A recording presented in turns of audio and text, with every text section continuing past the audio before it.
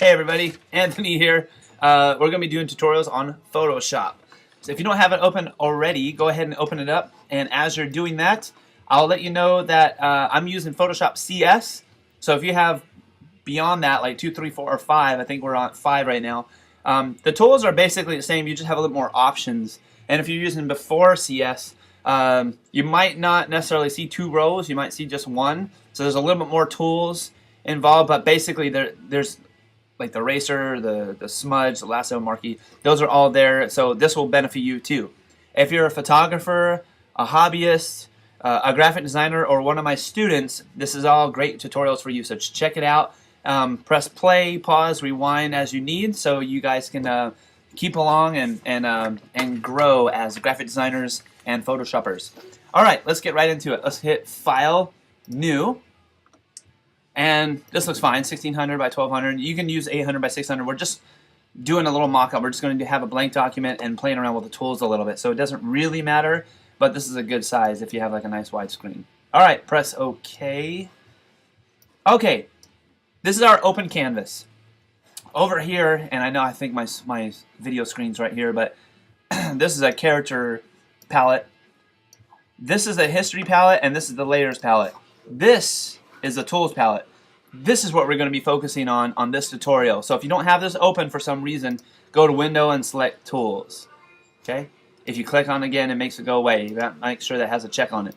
And put it over here. Okay. Let's go through the tools. The Marquee Tool is just a selection tool. It will make a square and it'll make a circle actually. If you click and hold, and all I know I can do that is there's a little tiny sort of triangle on the very edge of that tool. Just click on it and drag down, you'll see that there are options. I haven't found myself using these too much. This is kind of like if you just want to take one pixel, I think, or one row, it'll select one row. I can just do that with this guy, or and if I want a circle, it's with this. Okay, so you just select on the marquee, click and drag, make some selection.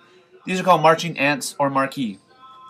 And what I can do, while I have it open and I'm still in that tool, I can move it around where I want it to go, and then I can fill it up. I can, if I had a photo in here, I can select something and take the move tool and move it somewhere. But right now I don't have a photo and I'm just messing with a blank area. So this is my foreground color and my background color. And I can hold Option Delete, which is a keyboard shortcut. By the way, if you do a lot of Photoshop, you're really going to want to know the keyboard shortcuts. So if you find yourself doing something like selecting and reselecting or deselecting, like for example deselect, you can see it right here. It gives you the commands, Command D. So I love keyboard shortcuts so I can go fast and design, you know, quicker and pump out stuff faster. Okay, so I can go Edit, Fill, foreground color is fine, and press OK, and then it fills up with the foreground color. If I was using my background color and I switched it here, Edit, Fill, foreground color, and now it's white. If I want to deselect it, it's Command D or Control D on your PC. So you can easily switch back here. If you want to change the color, you can just click on it and it'll bring up your color picker and you just find another color, you press OK, and you can select this once again, select Reselect, and Option Delete or Control D, and it fills the color. Anyway, that's enough on that. If you hold down and go to the circle, you can go to the circle, do the same thing. Now, I'm going to hit Command D again, or Control D. If I hold the Shift key down, it will make a perfect circle to select. Okay, so if you're making shapes, this is the way to do it. There we go. And the same with the square. If I want to make a perfect square, it'll do that as well. Alright, make sense? I'm going to hit Command A, Delete. I think I'm going a little too fast with the computer right now. Oh, it's decided to save. Alright, I'm going to hit Command A, Delete. Alright, Command D. So Command A is select it all. If you're wondering what that checker pattern is, that's Photoshop's way of actually saying that this is actually an empty canvas. There's nothing on here, there's no layers, there's nothing going on. And right here you see layer 1, it's completely empty. Just a really quick explanation on layers, and we're probably going to do a whole thing on layers. Let's imagine that you are working with those shapes that we were just doing right here. And you go, now I want to bring in a picture of a face or something. So when you drag it in, it's going to go on a top layer. You're able to drag it around, but it's all one file. But each layer is It's transformable. Whatever you want to do on that layer will only apply to that layer. And if you had another layer, you can bring it on, you can bring it on. There's no limitations. I find myself when I'm doing like a poster or a billboard, I've got maybe 16 to 20 layers. And it's just basically you're stacking things on top of each other or underneath each other. That's all that is with the layers. Okay. All right, let's go. Move tool is exactly what I said. You just take an object once it's selected, and then you move it. Let's fill this up. We're going to have to fill it up. So I'm going to hit X, and that's going to switch these guys too. That's the keyboard shortcut for just doing this. I'm going to fill it up. So now it says my layer is filled up with white, and maybe I want to do a lasso. Maybe I didn't want to do a circle or a square. I want to actually customize my selection. Okay. So inside that now, and you notice I brought the end to the beginning. If I didn't do that, it would do this. I would just let go and it would snap itself where it was. So it's up to you what you guys are working with, but I don't even know what the shape is. And I'm just going to hit fill, and it'll fill that spot. Not the prettiest looking thing, but you get the idea. There is a magnetic lasso tool, and the cool thing about this guy is it will click and it'll go, oh wait, I think I know what you're trying to do. And I'm just making anchor points, but it's saying, wait, you want this red thing, huh? You're trying to separate it from this other object. And it's a smart lasso basically. So I'm just gonna stop this and command delete. All right, the magic wand. So say like you have something very basic like this right here, and you say, I just want red, I don't want the white. Or I want the white away and I just want the red. Either way, magic wand selects things of similar color. So if you just click, it reselects that whole thing. So you don't have to take the lasso and reselect it, for example. The crop tool, let's say I only like this area here, right here, and I go, yeah, that's what I select. That's exactly what I want. And I press return, it'll take everything away and just show that. Now let's say you're having a panic attack right now because you're using one of your family photos or something, and you want it to come back. Don't worry, this is not permanent. There's something really cool called Control-Z. If you do that, it brings it back. Another way to do that, let's say if we've done a couple things, like we cropped and we did some more things to it, like we did another thing here, we changed the color, and we did this, and we go, oh, you know what, you know what I said? I don't want to do this, I want to bring it back. But Command-Z is not working because it only does once. The thing that you want to use is the history palette. This is a very, very great tool to use. If you don't have it open, go Window, History. Now if you look, it shows you step by step what you just got finished doing. So I want to go up to Past Crop. So I'm going to go up here, and there it is. There's my whole thing again. So I hope that makes sense to you. Alright, with Crop Tool, this is a Slice Tool. This is actually very useful if you're doing something web-based and you're going to bring this from Photoshop into a program that comes with Photoshop called Image Ready. So we're not going to cover that right now. It's useless to talk about it right now. Healing brush, we're probably going to go a little bit more into detail with that when we have a photo in here. It's just basically like it's a healing brush for a photo. Pencil, you just draw like a pencil. If you click and hold, there's the brush tool. You can use a brush. You can make the size of the brush bigger by holding the brackets, clicking on the brackets right of the P on your keyboard. If you hit right, it'll make a big one. If you hit the left, it'll make a really small one. You can also change the adjustments here, and you can change the size and look of the brush. I can even come in here and draw with stars if I wanted to, which is pretty fun.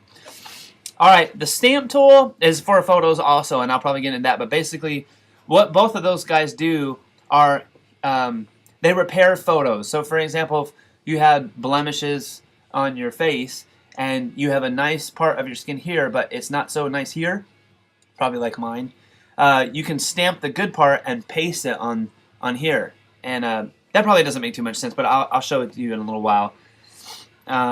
The history brush, we'll go into that with the photo as well.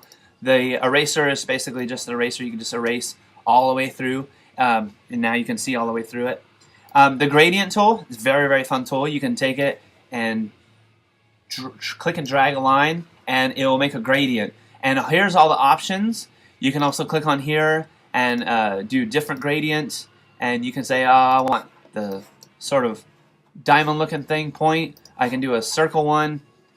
And depending on what you want to do, I find myself using these inside text, so I can make like a cool gradient and make it look like a lighting effect. And then I put like the plastic wrap on it, which is a filter in here, and you make it look like really shiny, glossy, high paint, effecty kind of text. And I'll show that to you a little later.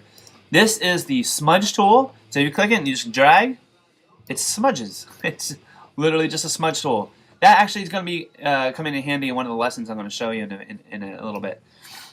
Sharpen tool basically just sharpens the area, and you won't see it too much here because it's pretty smudged out. But if you had a photo and it looked a little blurry, this actually will make it look like you're sharpening that photo, making it more clear.